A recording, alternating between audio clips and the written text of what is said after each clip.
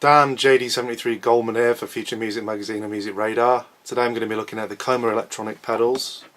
Okay, first off I'm going to look at the Koma Elektonik FT201 analog filter and 10-step sequencer.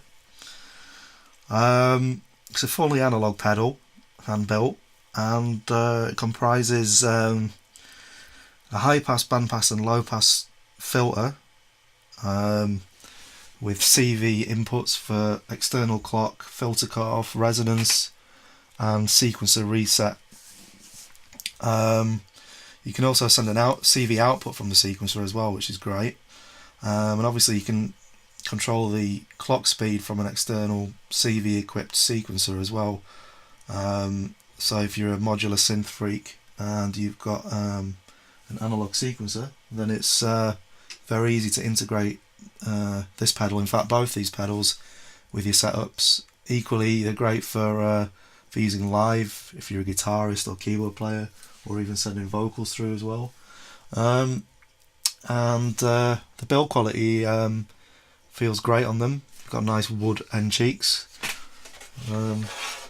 painted black here and unfinished on the top. There's also user tweakable CV pots on the back here, so you can tailor the range of each CV control to your liking,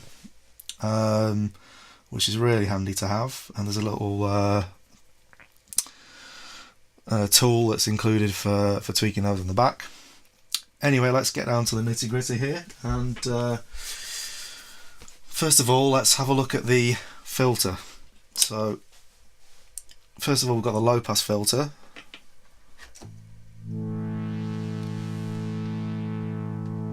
It's a very high quality sounding filter. It sounds great through its range. Just move this wire out of the way. More about that in a second.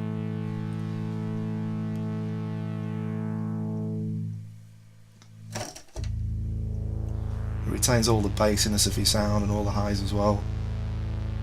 So very nice indeed. If you're after an analog filter, then this is certainly one to check out. Smooth sounding, almost moogie.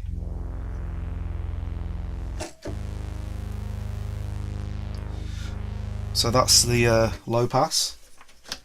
Now the band pass.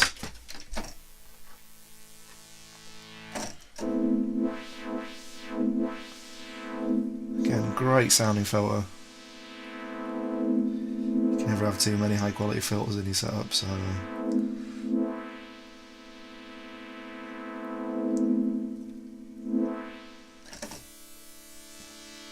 almost use it as an EQ as well. It's that good quality. Obviously there is a little bit of background noise coming from these pedals, but once they're in the mix you hardly notice it. It's just the nature of these analog designs. Okay, so there's the band pass. Next up, the high pass filter. Again, it's got a really good range. Sounds great. Great from drums as well. I'm just using the Andromeda here, so you can hear exactly what's going on. Often you get all the filtering. A lot of my beats have got filtering on anyway, so it's not the best setting for hearing what the pedal can actually do. So I just thought it'd be best to give you like a static sound with no processing, so you can just hear this pedal on the sound and nothing else. So there we go, that's the high pass, band pass and low pass.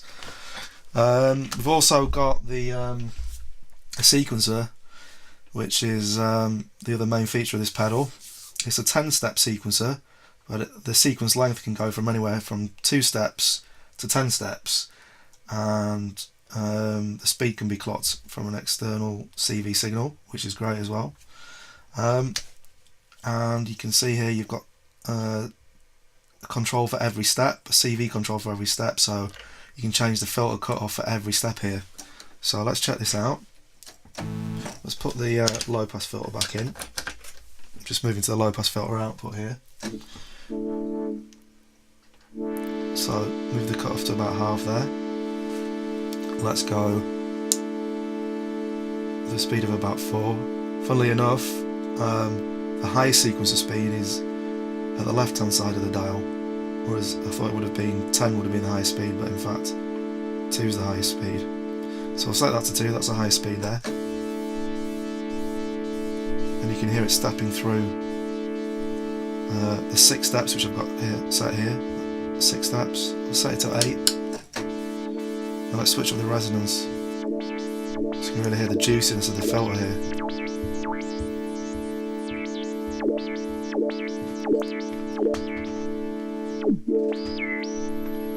That's a maximum resonance there. Yeah, it's quite piercing. It goes really high into the audio range.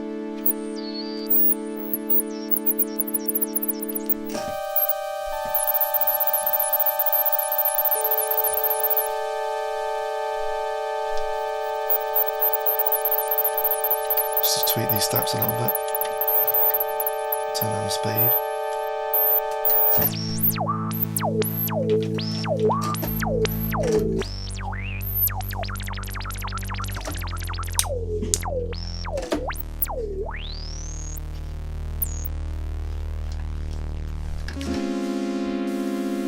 This is with a lower cut-off. Let's turn up the speed again.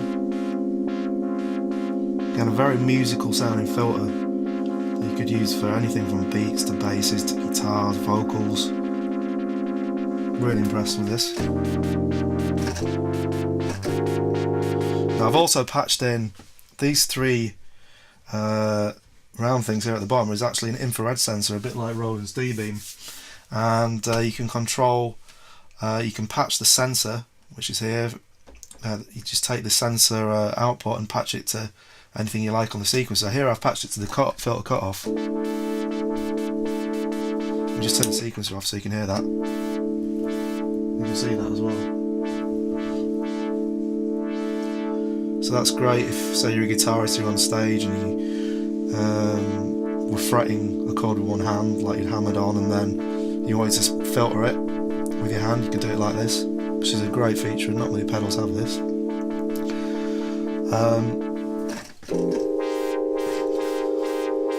So no pun intended, but it's very handy. Obviously, you can, the further away you move, the lower the cutoff, and you can do really smooth sweeps. It's great. Let's switch the sequencer back in again.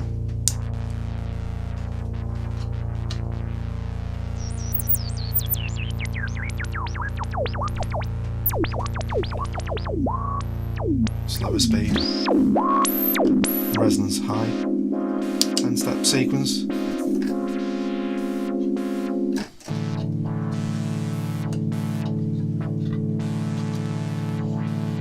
If you want kind of slowly evolving sounds, it's great for that as well.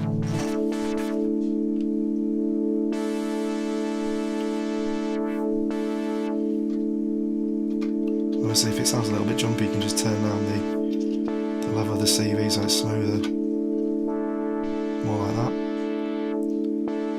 So all in all, it's a very impressive pedal. It's capable of a lot of different effects, great sounding filter, and a really useful step sequencer coupled with the infrared control as well. So obviously high pass, band pass and low pass filters as well.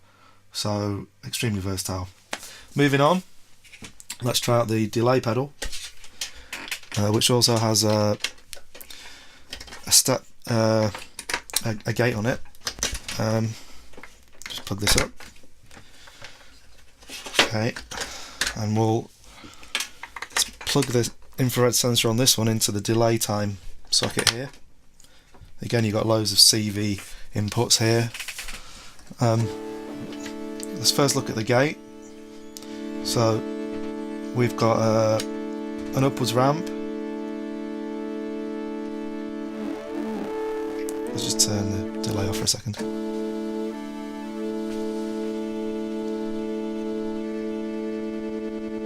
You can hear the gate there. Upwards ramp. And a really good high quality gate there. And you can send CV voltage into the speed, the amount, send in an external gate into the delay time.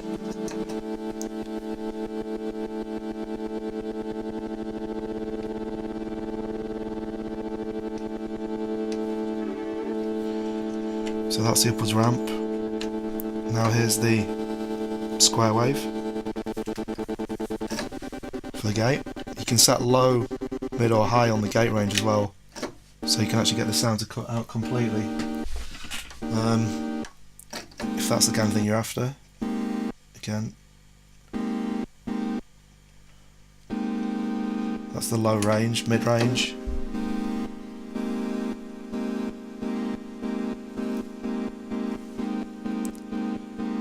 And the high range.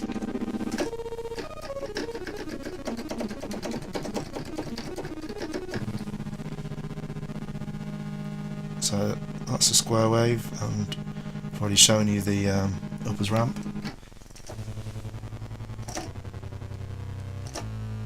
Again, if you want more subtle gated sounds, turn the amount level down. More severe ones, and turn it up.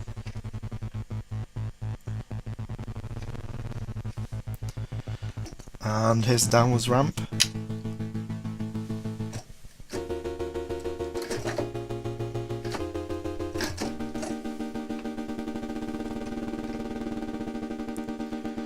There's a good range on the speed control as well. It's not quite into, doesn't go massively high, but certainly useful enough.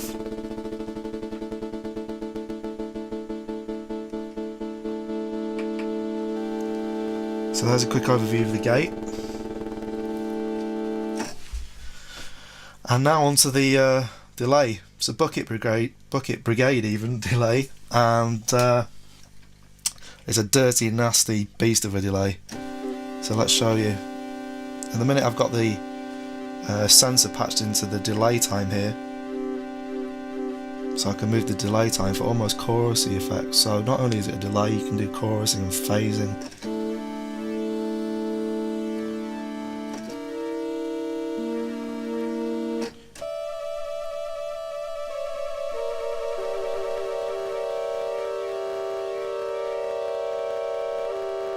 Just distorting a little bit there, so I'll just bring it down. So let's tweak the time.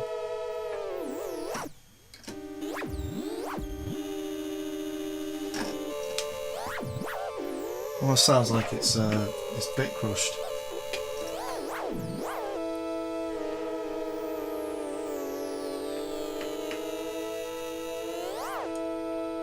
Portamento type effects as well, which is really different for a delay.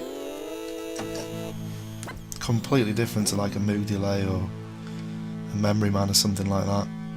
So let's turn up the cycle here. You get really warped effects. Great for sound effects and film type music, things like that.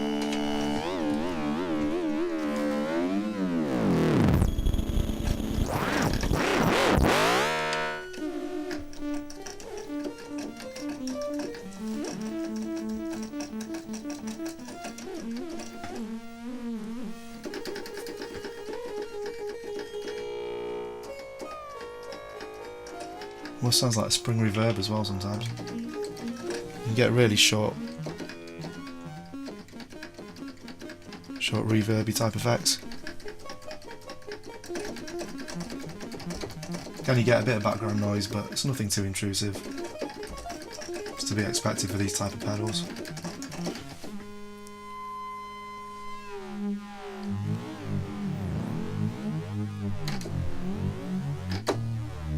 Really nasty type effects by turning the time here, delay time.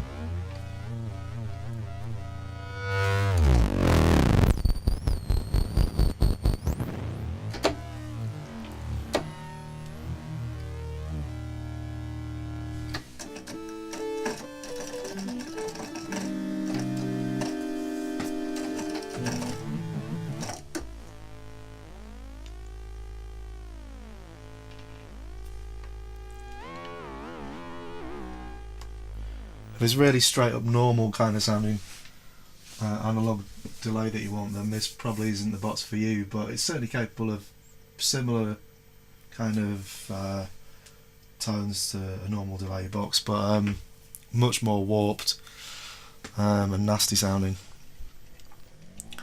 Okay, so So that's the delay and the gate. Let's put them together and see what we can come up with.